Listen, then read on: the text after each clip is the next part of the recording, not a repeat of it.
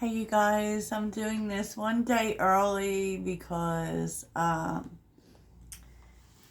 the weather is something. Even with the air on, it is like boiling hot.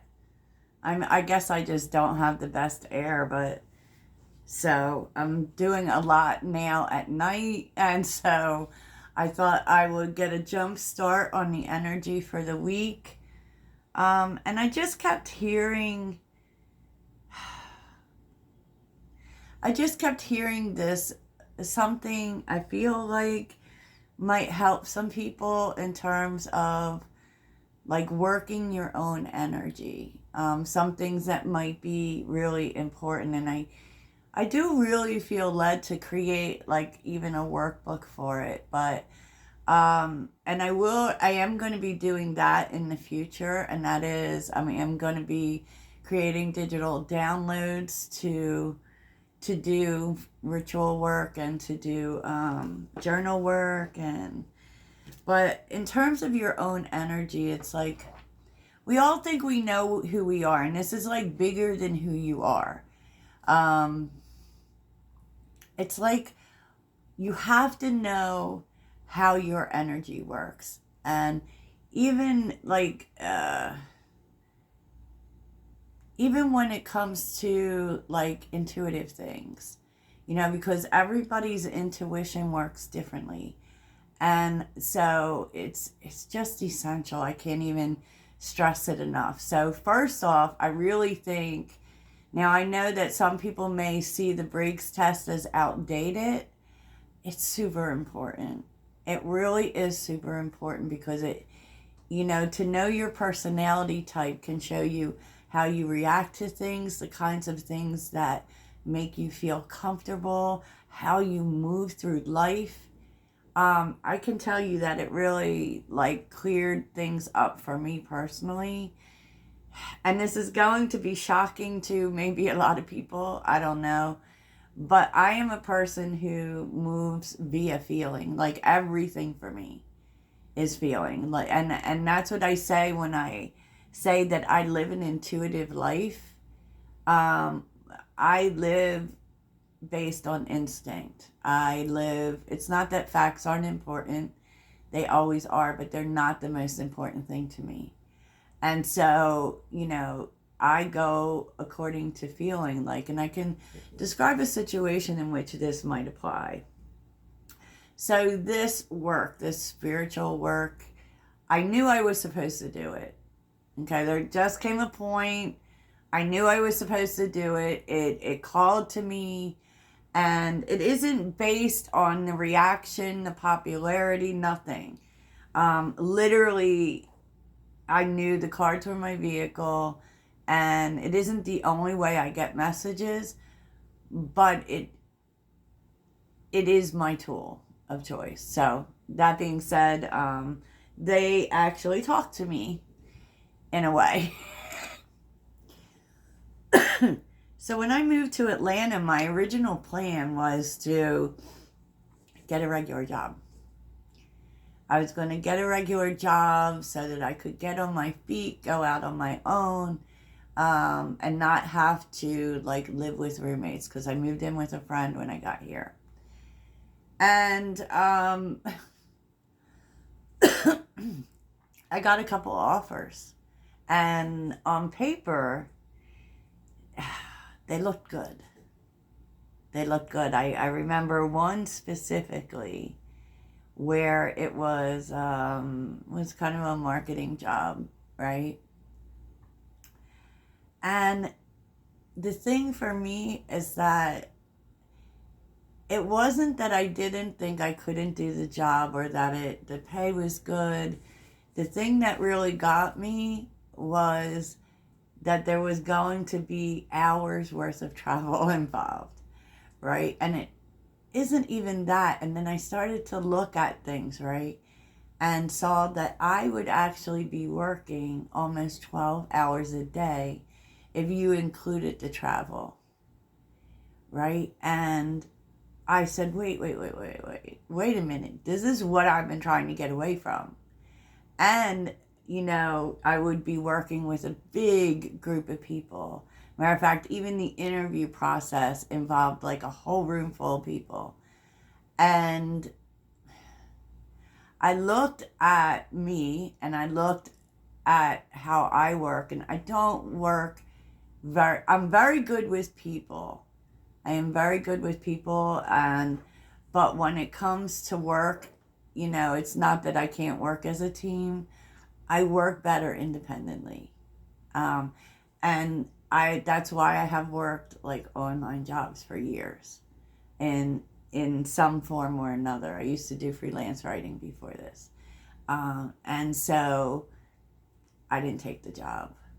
And, I got a lot of criticism by friends and family because my business at that point wasn't really making that much money. And it still is like a climb, right? A climb. But the trade-off is that I feel good. I work when I want to. I set my own hours. I pick my own what I want to do. And so and I also know, because I have limits when it comes to energy and my exposure to other people. Now, while I am very good with people, especially in this online capacity, energy is a factor for me. Because I operate intuitively and everything is feeling, I am also highly empathic. So I already know about myself that I can only take so many feelings. Like, I'm very emotional, which I largely credit my water placements for that, because Sagittarians, we are emotional, but we're very much go, go, go signs. So I actually resonate more with the feminine side of me. And so sometimes I feel more Scorpio than I feel anything else.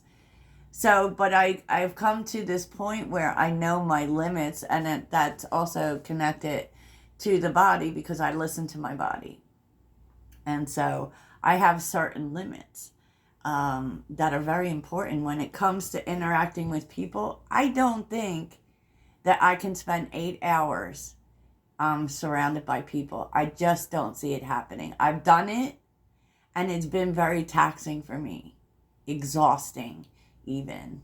And I'm not saying that I'm any better or any worse than anyone, or that any job is any better or any worse. All work is worthwhile. But when you get to know yourself on that level, even doing this, I have found that like I know exactly how many readings I can do. Okay? Because I subject myself to all of the energy in YouTube, even though I'm not talking to everyone all the time, every day.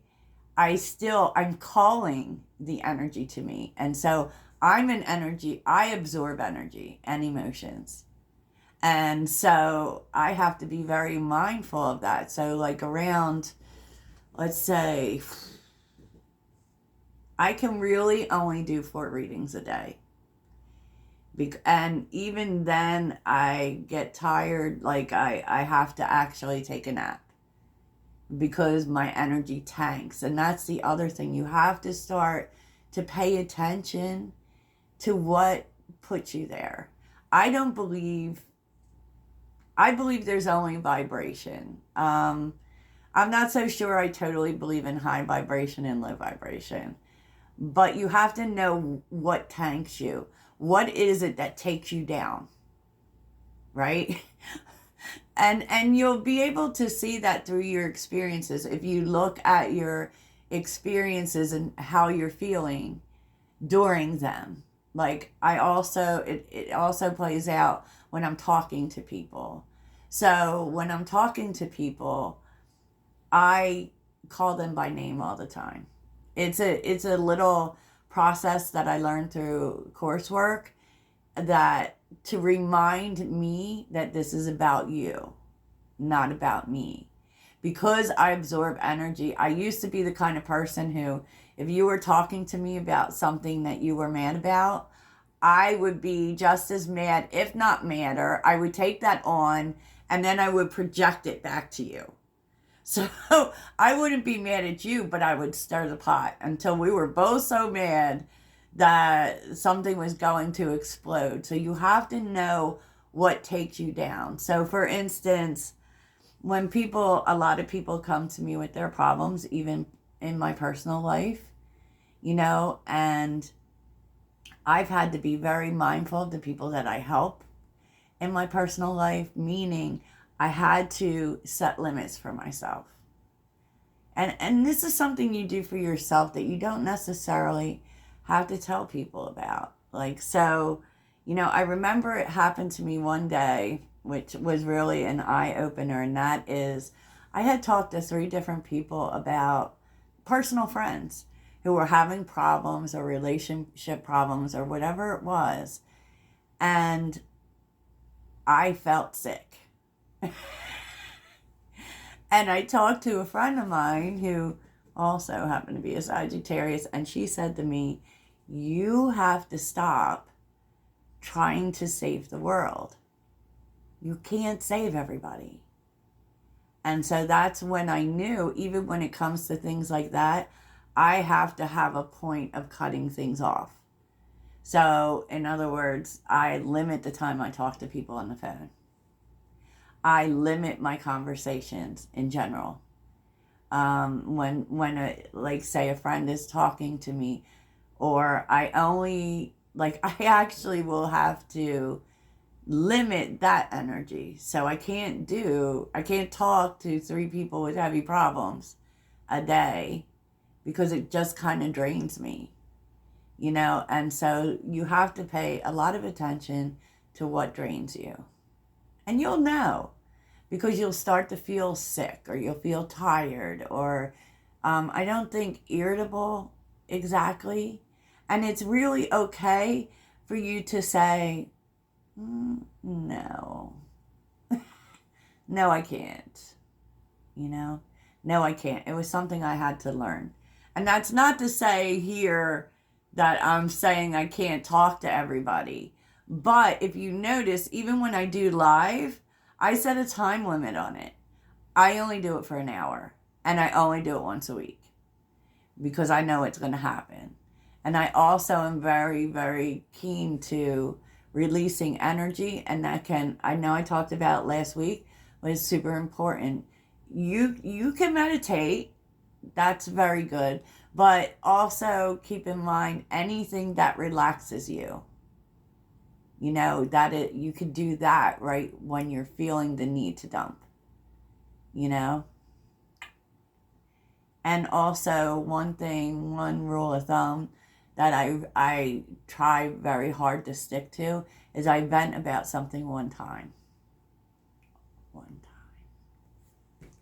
Okay, let's get on with it. And I tell you this because the energy this week is difficult. I know, I hate it too. Look, I have it all written down, so I do have to look at my book, y'all. So this is going to last till Thursday or Friday. There is a very challenging transit, okay, that starts, I really feel like it starts Monday, Tuesday. There is this Mars in Taurus is squaring Pluto in Aquarius, okay, which is really a butting heads energy. So you may find that especially in your work life, because there seems to be this air of pettiness and competitiveness and this need to win. And how that can look like, because Mars and Taurus can be stubborn about the way things are done. And Pluto in Aquarius wants to totally take down structures and start over and do it differently. It's about rebellion and innovation. And that's where you may butt heads with other people. Plus there's a very strong one-upping energy. So you may find also that you introduce this new idea and someone else takes credit for your work. So here's the advice. I love this. Stay low. Stay low. It does ease around Friday, and Friday is going to be more social. So around Friday, they're telling you to just stay out of things. Like, if you can, stay out of things. Don't, and if you see it coming, kind of don't engage, because it's kind of a lose-lose thing. You can't win here, right? And so, especially when people are being competitive and, the pettiness, don't engage, right? And around Friday, you may be feeling more social, like getting together with people. So it really is going to change. Saturday is going to be a super cool day. Because there are no transits happening on Saturday, it's going to be kind of a go with the flow. Whatever you want to do, you're not going to feel taxed by energy.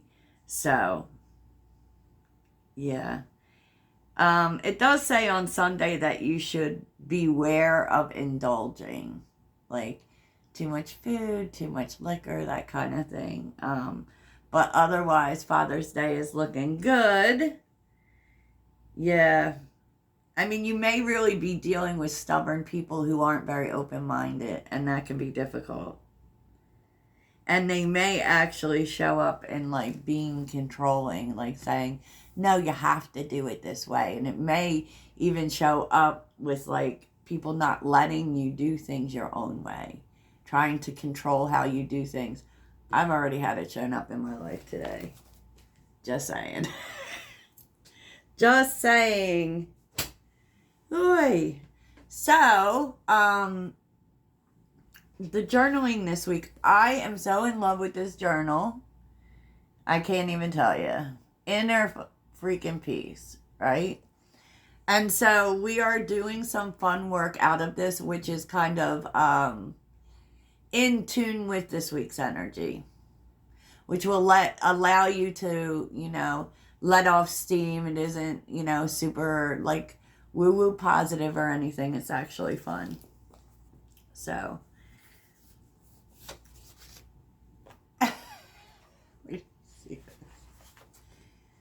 this is called Douche Canoes on the Road.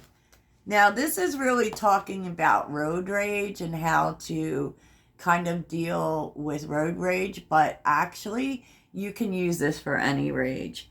It's like, okay, so you can be driving along, calmly minding your own business, and then some idiot cuts in front of you without signaling. What a douche! Who wouldn't want to give them the finger? Next time that happens, think of driving as an art. You have the talent of Monet or Rembrandt. The other driver is simply not gifted. So instead of the finger, give them a little slack and space. Definitely space. And you can use this for any, like, rage you're feeling this week. It says, make a rocking playlist. You can sing at top volume next time you feel road rage coming on. So this is challenging you to make a list of songs that you that calm you down, that make you feel peaceful or happy. These have to be happy songs. And so you can take it one step further and use it for mantra. Like, one of the greatest, when I was training, one of the greatest things that the teacher had to say was, pick a verse from a song that makes you feel empowered. A verse, right? And write that down, keep that as your mantra, and sing it in difficult times when you're needing to feel empowered. And, and then it won't bother you. It's really about switching your focus, right? Yeah. So where was the other one? Here we are. To-do. This is all about your to-do list, right? It's true that inner peace isn't just for Zen masters and ashram addicts. But unlike them, most of us can't or don't want to forgo all our responsibilities and material stuff. Here's a little secret. Even Zen masters have crap to do. So clean that barf on the carpet. It's never on the tile floor. Am I right? And find your peace in the midst of it. It may even be hiding in a clogged toilet. Think of your least favorite chores. What can you learn from these chores? Does the cat barf teach you patience towards animals? Does the wine stain on your favorite white shirt teach you the value of simple things like bleach? Write about the hidden lessons and gifts of these tasks that you don't enjoy. So basically, here's the page. You would write something that you don't enjoy doing, but you have to do it, you know? And then you would write the hidden gift in it. What does it teach you? And it is so that these things that we kind of feel dread about suddenly become more meaningful, right? Before enlightenment, chop wood, carry water. After enlightenment, chop wood, carry water. It's just like everything teaches you it, and it's just about the daily practice of something. The more we do something, the better we get at it. You know, so what are these chores teaching you to be good at? Food for thought. And that's a fun little journaling thing. And we are going to pull, sorry, I have so much junk on here. We're going to pull a question for the week from the Soul deck. And I will share the ritual with you that's on the back. But I would challenge you to write down the question and just write free-flowing whatever comes to mind. What is the question the collective needs to see? What is their soul telling them?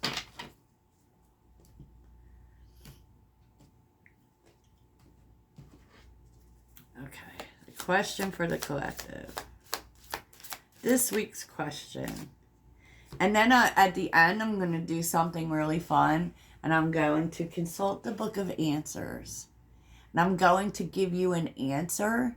And I challenge you to write at length, very detailed, what the question is. Okay. Where am I with my health goals?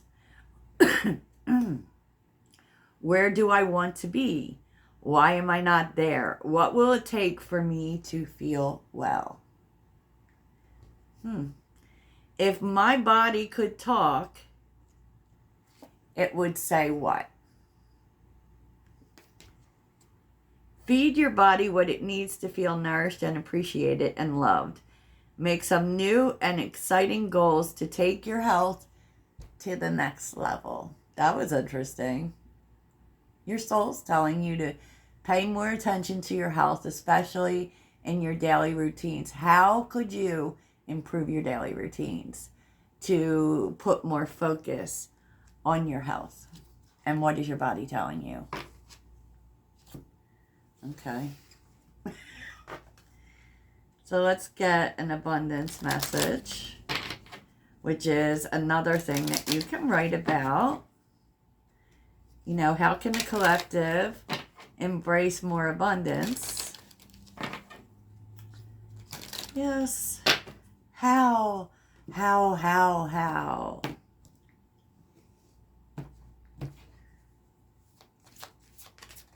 Oh, okay.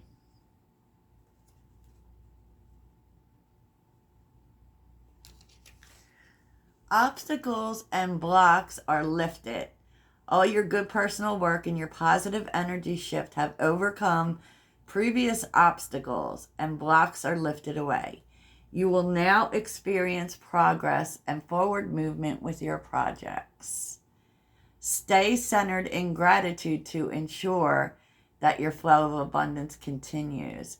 So I challenge you to write about past obstacles and present obstacles, and to write at length, or as much as you can, about past obstacles you have overcome. Because writing about how you've overcome past problems can help you with present ones.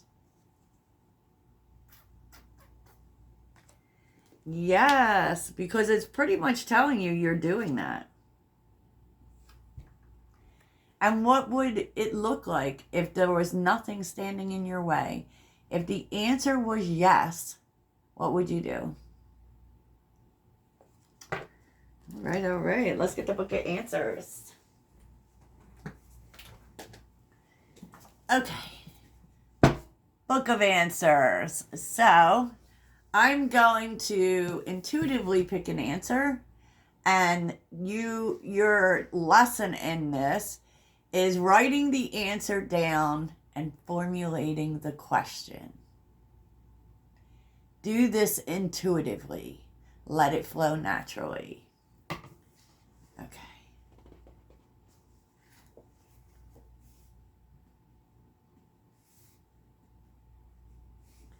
The answer is in your backyard.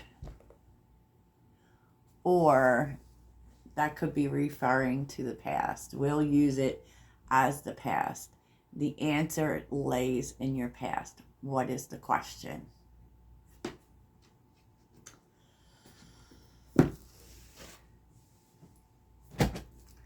Okay, y'all, that's what I have for you. I hope it really helps. I'll talk to you soon. Toodles.